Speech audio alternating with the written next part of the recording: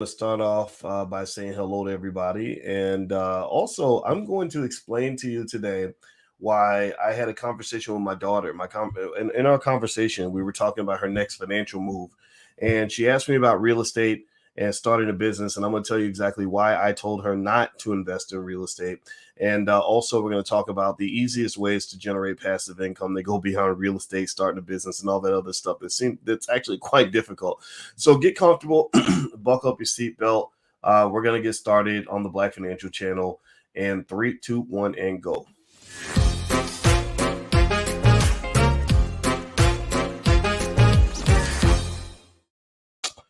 Hello, good morning, good morning. Welcome to the Black Financial Channel. This is theblackfinancialchannel.com. My name is Dr. Boyce Watkins. I'm your friendly neighborhood finance professor. On the Black Financial Channel, we talk about Black wealth and Black economics every day, sometimes as much as 10 times a day, under one condition. The condition is that we are Black first. Black first means we put our community at the top of our priority list. Black first also means we educate our kids. Black first means we break generational curses. We do not continue them.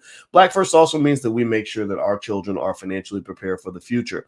If you agree with this philosophy, put a hashtag B and the number one in the chat. Hashtag B1. That's the calling card. I want to just stop for a minute and sing happy birthday to me. Happy birthday to me. Because today is my birthday. So happy birthday to me. So thank you for allowing me to bless you with my amazing singing skill and my beautiful voice. Anyway, yeah, today is my birthday, and another day, another day I get to spend with the most beautiful woman in the world and with my family and everything else. And I'm just going to tell you, since I'm a little bit more of an OG now, I want to give some OG advice and say that the best thing you can invest in your life is family and people.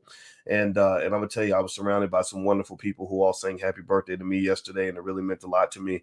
And also those of you, and it's literally been thousands of you who wished me a happy birthday. I truly appreciate that. That is not ignored. That is not forgotten. That is not overlooked. Now, with that being said, as I wanted to share this thought with you as I get ready to go down to visit my family. I'm about to head down to go see my dad and my mother and everything else. And also got to pick up our son from college. I was thinking about a conversation I had with my daughter, and this is similar to a conversation I've had with our other kids. And again, in our family, we don't do stepchild, half child, none of that. All those kids are my kids. They all mine. I'm claiming every one of them. And so we had a conversation about just income and making money and investing in wealth and all that. And they hear me talk every day about wealth and Black wealth and investing and starting businesses and all that. And they were, they were asking me in particular, and actually particularly this conversation was with my daughter. And she said, what's the next move I should make? And she said, I was thinking about buying some real estate and flipping some houses and getting into that and putting some money up for that. And I said, yeah, I know a lot of people who flip houses. I know a lot of people who do real estate. A lot of people who do passive, who have rental property. And I own some rental property, and I said, it's not a bad way to make money. I said, but really, I don't think it's the best way to make money. I said or at least with that, you want to think about the bright side and the dark side of it. Okay, so the bright side is you own some assets, which is very important. Owning real estate does matter. The other bright side is you get this income. And it's great. It's recurring income. You don't have to work for it as much, stuff like that. And so the downside is that there can be some hassle. There's a lot of paperwork, a lot of back and forth, dealing with tenants. Even if you have a property management company, you still have to deal with that stuff at some point. And just some of the complications. Plus, I said the ROI really isn't that great. When you really dig into investing, you actually realize that the RO, return on investment from real estate, it's okay. I mean, but compared to my other investments, it doesn't do that well from an income standpoint. It's not like my wife and I are sitting around waiting for the rent checks to come through so that we can live large. There are other things that come in that actually allow us to live larger. And so we also talked about starting a business. And I said, yeah, starting a business is nice. I started several businesses, and I think you should eventually start a business, and I think you should eventually own real estate. So let's be clear. I'm not anti-real estate. I own real estate. I'm not anti-business ownership. I own several businesses. But I say, yeah, but running a business is a lot of work.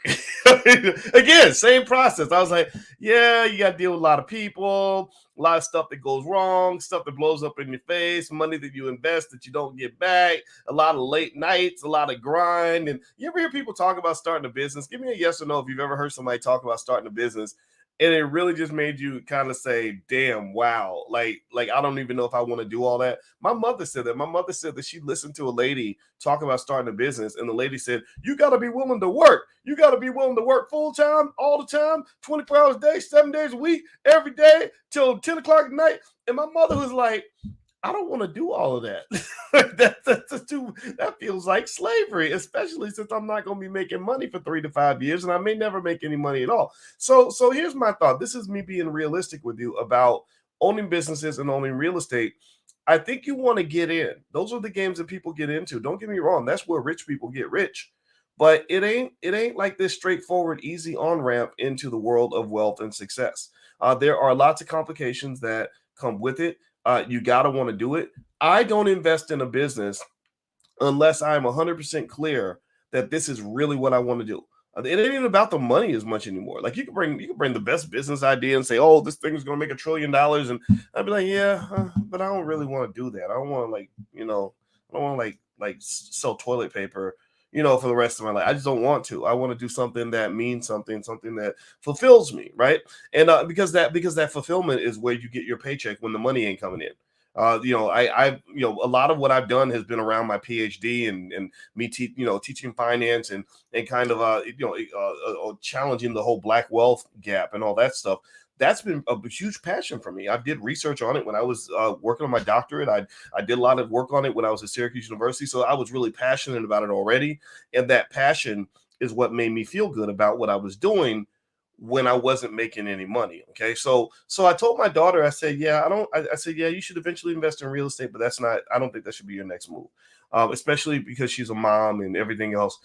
I said her most important job is taking care of her kids. I know that we act like motherhood is not an important job, but I really encourage you to reconsider the fact that we have a society that's devalued the importance of motherhood. Mothers matter. If mothers all stop doing their jobs tomorrow, the whole world will fall into complete chaos, right? So motherhood is really important. So I told her not to invest in real estate. I said because it's a lot of work and it's a lot of complication. I said don't go start a business right now again because it's going to take a bunch of your money. So she said, so what should I do then?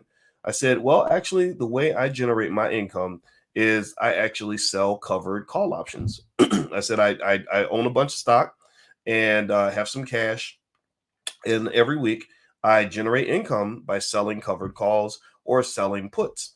And she said, what is that? I said, well, in the options market, everybody talks about stock options now, but they talk about it from the buy side. Because options are like they feel like a casino, because you can invest a little bit and make a whole lot if it goes right. But the problem is it can go wrong. It can easily go wrong where you don't make any money or you lose all your money. Well, where does your money go? Well, your money goes to the fact that for every option that is bought, someone must sell that option. The options don't just come out of the sky. They come from a market. Just like in a club, if a man says, I went to the club and I met a girl, well, you know that there had to be at least one girl in the building because if there isn't a girl that is there, then there's no girl for him to meet, right? So there's at least two people in the club, him and that girl, right? So the same thing is true with the market. If someone says I went and bought something, that means somebody had to sell something. So with options, I have really rarely been interested in being heavy on the buy side of options. I see what people are doing. I saw the Wall Street bets and the Reddit crowd and everybody getting excited like, woo, I bought these options. I spent $500 and flipped it into 5,000. The reason that didn't get me excited is because I know financial theory. I know the history of the markets. I understand stock markets extremely well. And I know that for every yin, there's a yang. For every up, there's a down. Just like the show Stranger Things, there's always the upside down world where everything flips on its head, where the same high that you get from making that money from buying the option is the same low you're going to feel when all your money gets lost. So I've never been on the buy side for stock options. I've actually spent more time on the sell side. I sell stock options the same way you sell Air Jordans, the same way you sell loaves of bread, all that stuff. So basically, what I wanted to mention to you guys is, and I've been talking to you guys about this for a while, and I finally put it together. I spent about a couple years kind of actually developing the whole process in terms of what I wanted to actually break down for you. And I put together a whole masterclass on it. It's a 4-week masterclass, and I came up with the word prime. Prime stands for passive recurring income machine, because that's exactly a way to describe the process. And what it does is it allows you to know exactly what the process is to pick the right stocks to sell options on, how to calibrate your risk, how to figure out how much income you can generate, how to use leverage safely so that you can generate that income, and that's what I put together. And the reason I'm putting it together now and sharing it with you now is because now is really the best time to be in that space. Now is not the time to be a gunslinger and a high risk taker. Now is the time to be the safe conservative person that's actually generating the consistent income in a world where income is harder to come by. Crypto's not going up, stocks aren't going up. So if you just buy a stock and sit on it, that ability to make money, say in the next month or two or whatever, is somewhat limited. You're going to make money over the next 4 or 5 years, but you may not make money next week or next month. So, long story short, that's what the whole process is all about. And we actually get started on July 7th. It's a 4-week process. And if you want to go sign up at boycewatkins.com, or if you're on Instagram, you can hit the link in the bio.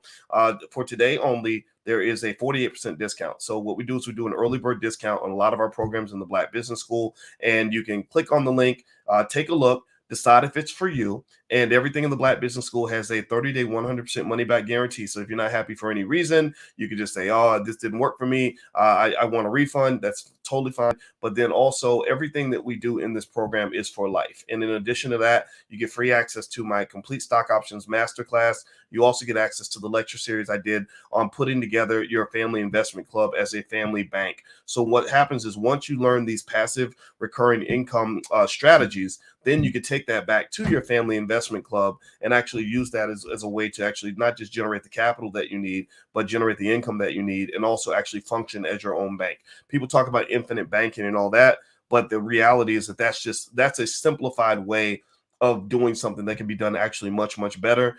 They use that particular method for the masses because that's what people understand. But again, because I've taught finance for 30 years, I know actually exactly what the mechanics of that process are, so you can actually tweak it in a way that actually works better for Black families and better for building Black wealth. So if you're interested in taking a look and you want to jump in, feel free to go to boycewatkins.com. You can take a look there, or if you're on Instagram, hit the link in the bio. For the rest of the day, you can actually get 48% off. And I hope to see you guys on July 7th, and it's going to be a lot of fun. So anyway, I'm out of here. I'm going to go hit the road. I got to go see my dad. And thank you guys again for the happy birthday wishes. I really appreciate it. And I love you, and I will see you soon. And I'll check back in with you a little bit later. So take care now. Bye-bye.